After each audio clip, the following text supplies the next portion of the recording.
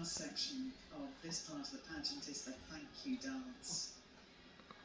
And it is a huge thank you to the Queen, but also that thank you paid by people to whom I think we owe huge thanks, key workers who have played an essential role during the pandemic. And the Tower Queen there, Yewande Kanike, a volunteer.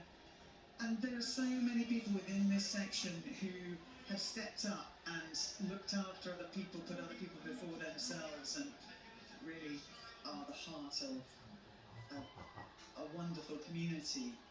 Young people as well who are taking on the challenges of protecting the planet, and 14 silk flags carried by 28 key workers. The key workers leading the performance. And what we have here is young people, young performers from Thurrock, Milton Keynes and London carrying those silk scarves. Her Majesty the Queen has made such a point of thanking these key workers over the past 2 years. We've seen her, whether that's in video messages, Zoom calls, and of course in her birthday honours list as well. So many of these key workers have been rightly awarded and thanked for the incredible work that they've done.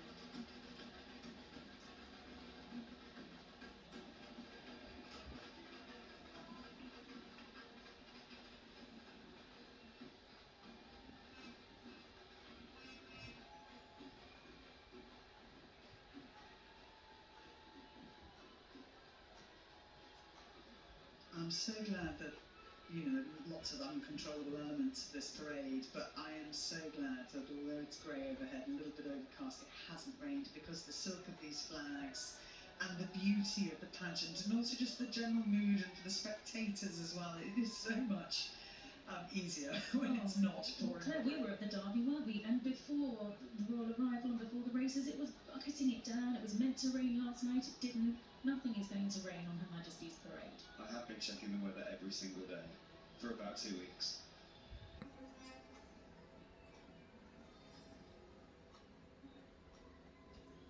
So all the flags and the silks in this thank you dance made from Murshidabad silk, a hand-woven silk that Kinetica has been using since 2017. It comes from West Bengal. And what beautiful, glorious colours. And what a lovely message to finish with. And I know the hope of the co-chairs was to convey the remarkable story of social and political development and economic progress that had transformed the world during Her Majesty's 70 years as head of the Commonwealth and as our Queen. And I think that has been displayed, but also just the joy, the energy, the positivity, the carnival atmosphere, the sounds, the sights. And you can see how much the youngsters in the Royal Box have enjoyed it. And it is certainly not over yet. We have Ed Sheeran still to perform. And as we know, the Queen is here. She is at Buckingham Palace. The balcony appearance will be very, very special indeed.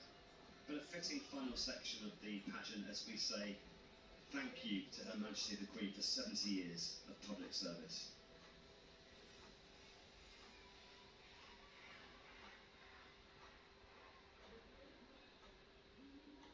I wonder if the crowds applaud at the stand it's gone up. Took them a while before they realised she was on the balcony, the Queen, trooping. Well, the way they're about to rush down the Mall and the barriers being put across, I suspect word has got out. So as I say, an awful lot still to come from the pageant. The final piece of the puzzle, the final part of this 4-day celebration of our remarkable Queen. And the Prince of Wales and Prince George really, really enjoying it. And all of the younger members of the royal family. I think this has been, it's been fabulous for them, because they wouldn't know anything about the 60s and 70s, why would they? And the characters on the buses, and the buses now taking another turn around the Queen Victoria Memorial, they've had another chance to see them and be explained to, by their parents and grandparents of who everybody is and what they represent. In the 80s. Well, I think that's why the Duke and Duchess of Cambridge wanted to take Prince George and Princess Charlotte to Cardiff yesterday. This is what Mummy and Daddy do when we go off to work, and it's important they understand, particularly for Prince George, because this is one day what he's going to do.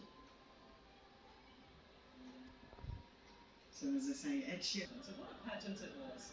Spectacular.